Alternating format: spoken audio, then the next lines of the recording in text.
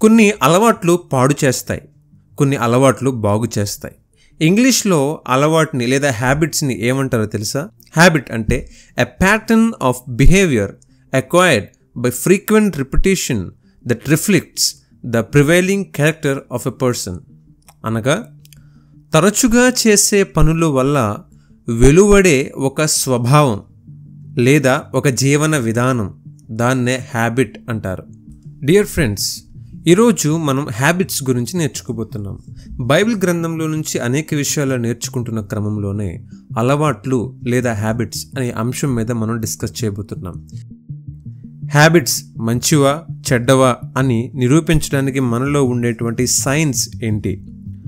Negative habits లేదా చెడ్డ అలవాట్లు రావడానికి 3 కారణాలు. 5వదిగా చెడ్డ అలవాట్ల నుంచి మంచి అలవాట్లు ఎలా నేర్చుకోవాలి అనేది మనం నేర్చుకోబోతున్నాం. హ్యాబిట్స్కి ఉండే లక్షణాలు, అవి రెగ్యులర్గా జరుగుతూ ఉంటాయి. హ్యాబిట్స్కి ఉండే 2వ లక్షణం, పెద్దగా ఆలోచన లేకుండా జరిగిపోతూ ఉంటాయి. హ్యాబిట్కి ఉండే 3వ లక్షణం, అంతరంగము లేదా మన నైతికతను ప్రతిబింబిస్తాయి. హ్యాబిట్స్, వాటిని మనం మార్చుకోవడం చాలా కష్టంగా ఉంటుంది, కానీ అసాధ్యమైతే కాదు. హ్యాబిట్స్కి ఉండేటువంటి ఇంకొక లక్షణం, హ్యాబిట్స్ కొంతవరకు మన మనస్సుకు ఆనందాన్ని ఇస్తాయి. మన అలవాట్లు కొంతవరకు మనకి ఆనందాన్ని ఇస్తాయి. ఈ చెప్పబడిన విషయాల్లో ఏదైనా మీలో ఉంటే మీకున్నటువంటి అలవాట్లు కొద్దిగా మంచివి కావు అనే చెప్పాలి. మీలో ఉన్నటువంటి అలవాట్లు మంచివా లేదా చెడ్డవా అని చెప్పాలి అనంటే ఇందులో నేను చెప్పేటువంటి 7 అంశాల్లో ఏ అంశమైన నిన్ను టచ్ చేస్తే ఖచ్చితంగా నీలో ఉన్న అలవాట్లు కొద్దిగా నీకు నష్టాన్ని కలిగిస్తాయి. అవి చెడ్డవి లేదా అన్హెల్దీ హ్యాబిట్స్ అంటారు. మొదటిగా, నిన్ను సరిగ్గా ఆలోచన చేయనివ్వదు. నీకంటూ ఉన్న పర్సనల్ ఆలోచనల్ని సరిగ్గా చేయనివ్వదు. ఆ అలవాటుకు తగినట్టుగానే ఆలోచన చేస్తావు. 2, నీ సమయం అంతా ఈ అలవాట్లపైనే ఖర్చు పెడతావు, అంతేగాని నీ భవిష్యత్తు కోసం నువ్వు ఆలోచన చేయలేవు. 3, దానివల్ల ఆ హ్యాబిట్ వల్ల నీ ఆరోగ్యం అంతా కూడా పాడయ్యే దిశగా వెళ్తూ ఉంటుంది. 4వదిగా, హ్యాబిట్ వల్ల, ఒకవేళ ఆ హ్యాబిట్ వల్ల నీ ఫైనాన్షియల్ స్టేటస్ పాడవుతుంది, ఆర్థికంగా నువ్వు బలహీన పడుతున్నావు. ఇంకొకటి, ఆ హ్యాబిట్ని కాపాడుకోవడంలోనే ఎప్పుడు నిమగ్నం అయిపోతావు. నీకున్న అలవాటు మంచిదని, ఆ అలవాటు ఉండడం వల్లే నేను బాగుంటున్నానని, ఆ అలవాటు వల్లే నేను ఈరోజు ఇలా ఉన్నాను అని చాలామంది ఆ అలవాట్లను డిఫెండ్ చేస్తూ ఉంటారు, కాపాడుకుంటూ ఉంటారు. ఆ హ్యాబిట్ని నెరవేర్చలేనప్పుడు, ఆ హ్యాబిట్ని నువ్వు సాటిస్ఫై చేయలేనప్పుడు, ఆ హ్యాబిట్ని నువ్వు నీ ఇష్టపూర్వకంగా నువ్వు చేయలేకపోయినప్పుడు, లేదా దానికి అనుకూలము లేనటువంటి పరిస్థితులు వచ్చినప్పుడు దిగ్భ్రాంతికి గురవుతావు, అప్సెట్ అయిపోతావు. ఇలా ఏదైనా హ్యాబిట్ నీ జీవితంలో ఉండి ఈ విధంగా నీకు తయారవుతుంటే ఖచ్చితంగా నువ్వు అప్పుడు అనుకోవాలి, ఇలాంటివి ఏవైనా ఉంటే దాన్ని పరిశీలన చేసుకుని నువ్వేమనుకోవాలంటే ఇవి నాకు మంచి అలవాటు కాదు, ఇది ఒక అన్హెల్దీ హ్యాబిట్ అని నువ్వు రికగ్నైజ్ చేయాలి. అయితే ఈ నెగిటివ్ హ్యాబిట్స్ లేదా అన్హెల్దీ హ్యాబిట్స్ రావడానికి 3 కారణాలు చెప్తాను. మొదటిగా, మిస్గైడెడ్ చాయిసెస్ అంటే ఎప్పుడైనా ఒక అలవాటు ఉన్నప్పుడు, లేదంటే ఎప్పుడైనా ఒక ఎమోషన్ వచ్చినప్పుడు, ఒక బాధ వచ్చినప్పుడు, ఒక కష్టం వచ్చినప్పుడు, ఆ కష్టం నుంచి డైవర్ట్ అవ్వడానికి, ఆ బాధని మనం డైవర్ట్ చేయడానికి, ఆ బాధని పక్కదారిలో పెట్టడానికి ఇంకొక రాంగ్ ఒపీనియన్లోకి వెళ్ళిపోయి ఇంకొక బ్యాడ్ హ్యాబిట్కి మనం అలవాటు అయిపోతాం. బాధ నుంచి తప్పించుకోవడానికి బ్యాడ్ హ్యాబిట్స్కి అలవాటు అయిపోతాం. లైక్, ఏదైనా కష్టం వచ్చినప్పుడు వెంటనే ఆ కష్టానికి బాధపడాలి, తప్పదు. కష్టం అందరికీ వస్తుంది, కష్టాన్ని ఎవరు తప్పించుకోలేరు. కష్టం వచ్చినప్పుడు, మనం నష్టపోయినప్పుడు భరించాలి. ఆ భరించడం అనేది పక్కన పెట్టేసి వెంటనే వీరు వేరే అలవాటు చేసుకుంటూ ఉంటారు. పొగ త్రాగడం, లేదా మద్యం సేవించడం, లేదంటే వేరే ఇతర వ్యసనాల పట్ల వెళ్తూ ఉంటారు.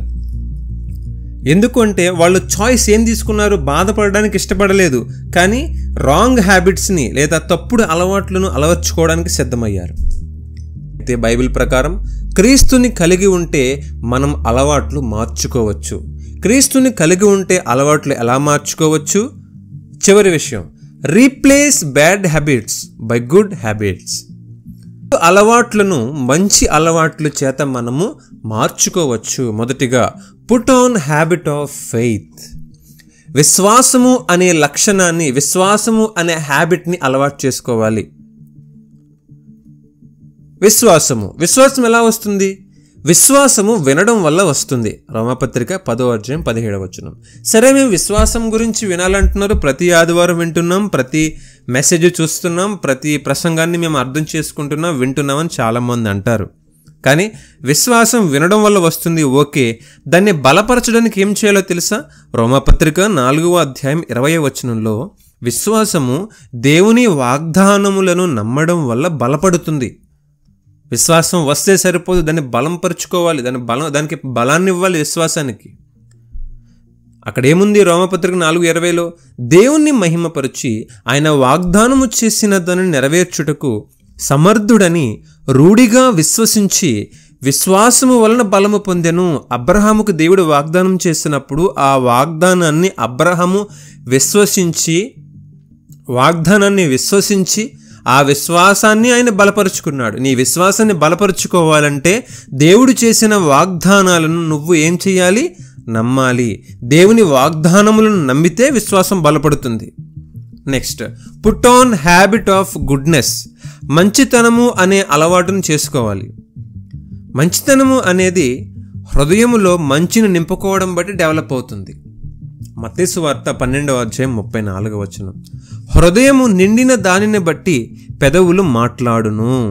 పెదవులు ఎలా మాట్లాడతాయి? హృదయంలో ఏది నిండితే దాన్ని బట్టి మాట్లాడతాయి. అంటే మంచితనము అనే అలవాటు నువ్వు చేసుకోవాలంటే ఆ హృదయములోనికి మంచిని పంపించాలి.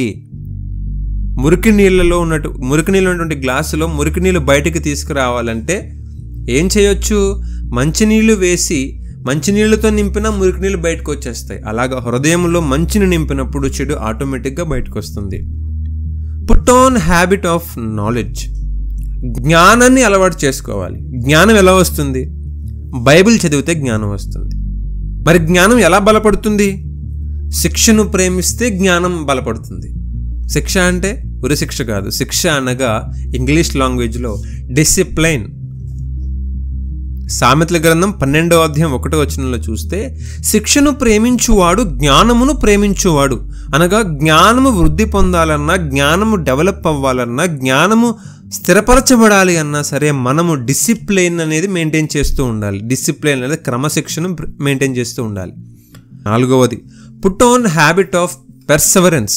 పెర్సెవరెన్స్ అంటే ఇంగ్లీష్లో ఓర్పు లేదా పట్టుదల. ఓర్పు అనే దాన్ని అలవాటు చేసుకుంటే బ్యాడ్ హ్యాబిట్స్ పోతాయి. ఓర్పు ఎలా వస్తుంది? శ్రమలు అండ్ పరీక్షలు. శ్రమలు, పరీక్షలు ఈ రెండింటిని డెవలప్ చేసుకుంటేనే, ఈ రెండింటిని మనం అలవాటు చేసుకుంటేనే, ఈ రెండింటిని అలవాటు చేసుకుంటే మనలో ఓర్పు లేదా పట్టుదల క్రమంగా పెరుగుతుంది. యాకోబు పత్రిక 1:1-2 చూడండి. విశ్వాసమునకు కలిగిన పరీక్ష ఓర్పును పుట్టించును. మీరు నానా విధములైన శోధనలో పడినప్పుడు అది మహా ఆనందమని ఎంచుకునుడి. శ్రమలు అండ్ పరీక్ష, శ్రమలు వచ్చినా పరీక్ష వచ్చినా మీరేం చేయాలి? వాటిని అలవాటు చేసుకోవాలి. వాటిని తప్పించుకుని పారిపోయి మర్చిపోదామని అనుకోకండి.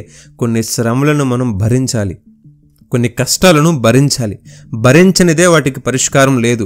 భరించనిదే హృదయం బలపడదు. నువ్వు ఎప్పుడైతే శ్రమల నుంచి పారిపోతావో, శ్రమల పరీక్షల్లో నుంచి నువ్వు వెనుతిరిగి దూరంగా వెళ్ళిపోతావో, నీలో ఉన్నటువంటి ఓర్పు, పట్టుదలని క్షీణిస్తాయి.